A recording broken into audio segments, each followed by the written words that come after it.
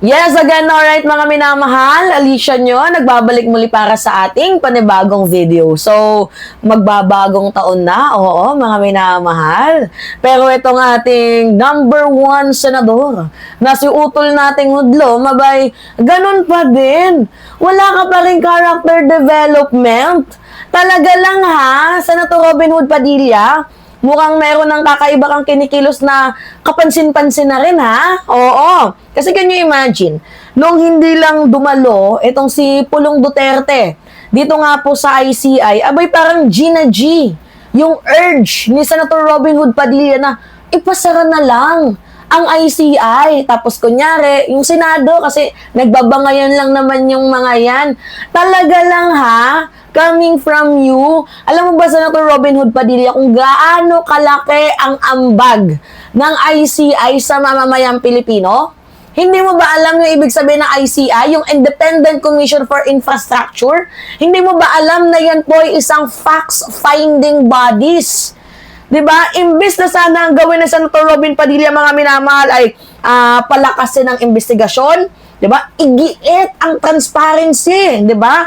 Ipanawagan yung attendance ng mga politiko na dapat humarap na sangkot dito nga po sa mga maanumalyang paggagasta sa kaban ng bayan.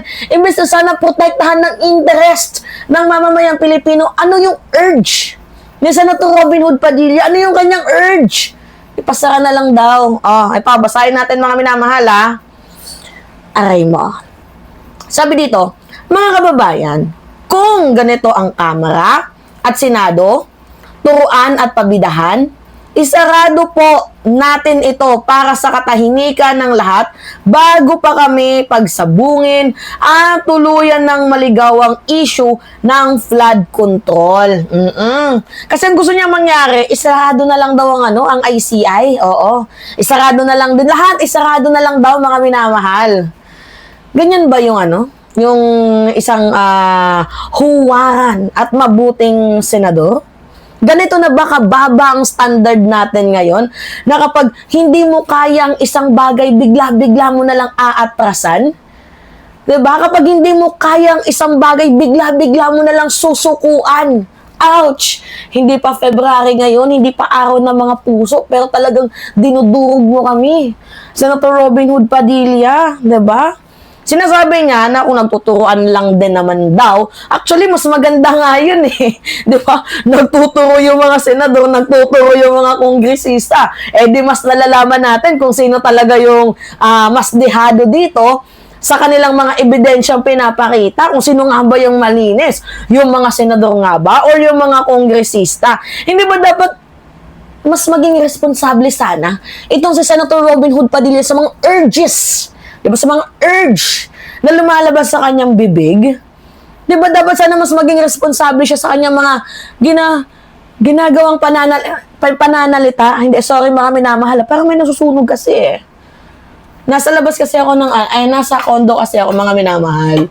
Tapos meron akong nakikitang umuusok. Hindi ko alam kung factory ba yun. Anyway, mamaya, i-report na lang natin yan. Diba? Anyway, so bakit mo naman isasarado? Senator Robin Hood Padilla, oo, ang ICI, ang Senado, diba? Ang Kamara, ba't mo naman isasarado? Kung ang argumento mo ay magulo, dapat bang isara agad? Yan ba dapat ang bagay na dapat nating unang gawin?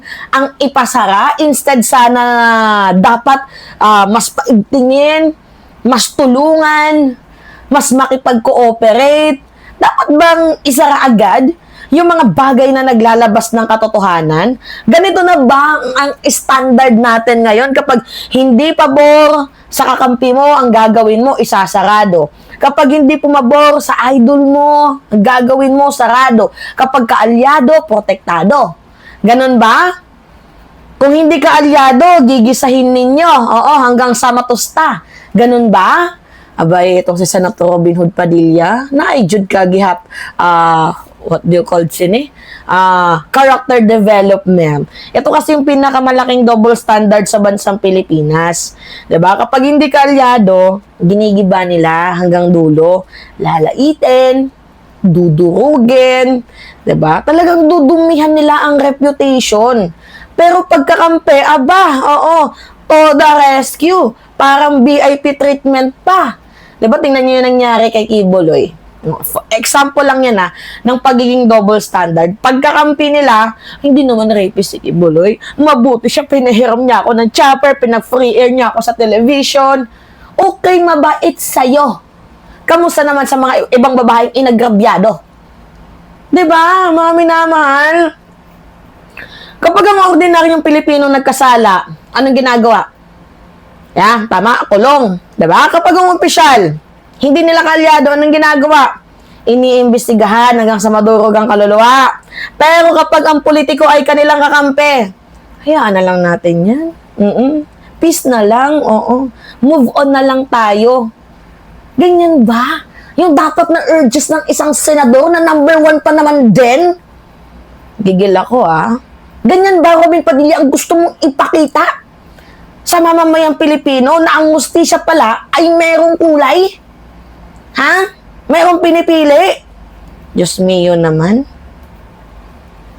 Tapos yung katotohanan, depende na lang kung sino yung tatamaan. Diba? Kaya minsan hindi ko din maiwasan ng magtanong diba? Kaya ba gusto mong ipasarado ang ICI dahil ba merong hindi pumunta doon? Tanong lang. Dahil ba may mga taong hindi nagpa-participate? Dahil ba may mga natamaang kalyado mo? Kaya gusto mong i-urge na ipasara ang ICI? Particularly na nga mga minamahal, yung pangalan ni Pulong Duterte. Si Pulong, siya lang naman yung ayaw umattend, ayaw magpaliwanag, pero instead na igiit ang transparency, instead na tulungan ng mamamayang Pilipino, instead na harapin yan para malinaw, mabigay sa atin yung katotohanan, yung deservable na explanation, tapos sasabihin mo sa amin, isara na lang, Robin. So ano yan? Kapag hindi kaya, kapag hindi ka komportable, kapag medyo nape-pressure ka kasi meron kang kaibigan doon, shutdown na lang? Hindi ba dapat as a senador, ikaw mismo bilang senador, bilang nagmamahal sa mamamayang Pilipino, di ba dapat ikaw yung nagsusulong ng transparency? Ikaw dapat yung nagsusulong ng accountability? Diba? Truth. Katotohanan. Kasi yan naman yung di ba? Yung naging senador ka, di ba? You sworn an oath to the Filipino people na sa isang pamilya, mga minamahal, hindi sa isang grupo, hindi sa isang political alliance yung paglilingkod mo. Di ba dapat sa buong mamamayang Pilipino? Pero bakit ganon, Senator Robin Hood Padilla? Ba't ganon? Oo. Alam niyo, yung ganyang critical thinking ni Robin, parang yan Yan yung delikadong mindset. Sobrang delikado kung mag-isip. Kasi kapag ang tao nasanay sa mentality na ganito kapag magulo, imbis na ayusin ang gagawin, isara. Kapag nasanay ang tao na kapag may kritisismo, tapos pinatigil, kapag ang tao ay nasanay na kapag pinupuna, kapag may pinupunang kakampi nila, tatakban. Kapag nasanay ang mamamayang Pilipino yan, dudumi. Oo, ang kulay ng hustisya sa bansang Pilipinas, hindi na demokrasya yan. Hindi na tama yung ginagawa mo, Robin. Hindi na serbisyo sa publiko yung ginagawa mo. Ang tawag dyan, pagpoprotekta sa interest, hindi sa bayan. Gets mo, Robin? Diba? So, ang Senado at Kongreso, mga minamahal, hindi yan pwedeng basta-basta isa. Wala namang nakalagay ata sa konstitusyon na isarado yung Senado, isarado ang Kamara. Saan ka nakakita sa batas niyan na pwedeng isara yan? Hindi mo pwedeng pagtakpan ng issue sa flood control.